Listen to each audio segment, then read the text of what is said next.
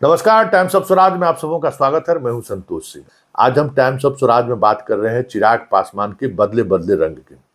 जी हां, अब हमें लगता है कि पिछले रामविलास पासवान के इस दुनिया से जाने के बाद जिस तरीके से चिराग पासवान राजनीति कर रहे थे और उस राजनीति में जिस अंदाज में अमित शाह उनको मोहरा बना रहा था, वो बातें तो सामने आ ही गई हैं कि 2019 के विधानसभा चुनाव में जिन सीटों पर जदयू चुनाव लड़ रही थी वहां पे चिराग पासवान अपने उम्मीदवार को खड़े किए थे, उसके पीछे अमित शाह थे और अमित शाह के प्रति इन्होंने लॉयल्टी भी दिखाई। नीतीश कुमार कमजोर हुए, नीतीश कुमार पर बाद के दिनों में जो भी राजनीतिक हमले हुए उसके पीछे भी कहीं न कहीं अमित शाह थे।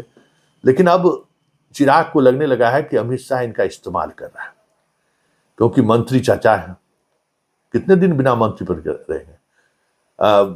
सारे बैठकों में चाचा भाग शामिल होते हैं, भतीजा का कोई मतलब नहीं है। बहुत ज्यादा खुश हुए अमित शाह तो गुजरात इनको कभी घुमा देते हैं, कभी किसी और जगह घुमा देते हैं, बॉडीगार्ड सुरक्षा बढ़ा देते हैं। लेकिन जो मूल चीजें हैं उन चीजों पर अमित शाह अभी भी स्पष्ट नहीं है और अब लगता है कि चिराग इन चीजों को समझने लगे और यही वजह है कि चिराग अब वैचारिक मसलों पर, सैद्धांतिक मसलों पर जिस मजबूती के साथ उनके पिता रामविलास पासवान खड़े रहते थे, ठीक उसी अंदाज में अब चिराग भी खड़े होने लगे।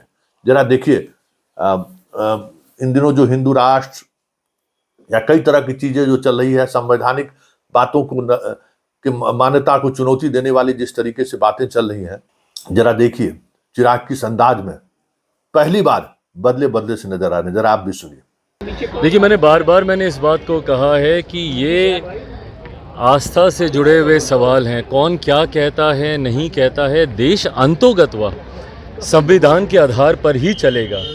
ये देश संविधान के आधार पर चला है, आगे भी संविधान के आधार पर ही चलेगा। बाकी कौन अपनी आस्था के आधार पर, उनका विश्वास किस में है उसके आधार पर कौन क्या कह रहा है, पर अंतोगत्वा देश का विश्वास और देश सिर्फ और सिर्फ संविधान के आधार पर चलेगा। मुख्यमंत्री और तेजस्वी यादव को भी निमंत्रण दिया गया था, पर उन्होंने, तेजस्वी यादव ने कहा कि हम लोग विकास का काम करते हैं, बाबा से मुलाकात नहीं करने। भाई वो उनकी अपनी सोच हो सकती।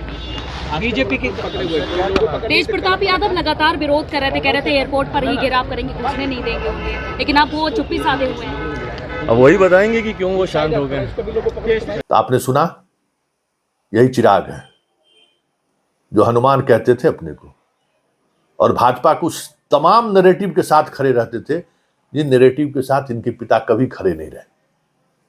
लेकिन अब लगता है इन्हें समझ में आनी शुरू हो गई है कि जब तक अपना वजूद नहीं रहेगा, बीजेपी इनका इसी तरीके से इस्तेमाल करता रहेगा।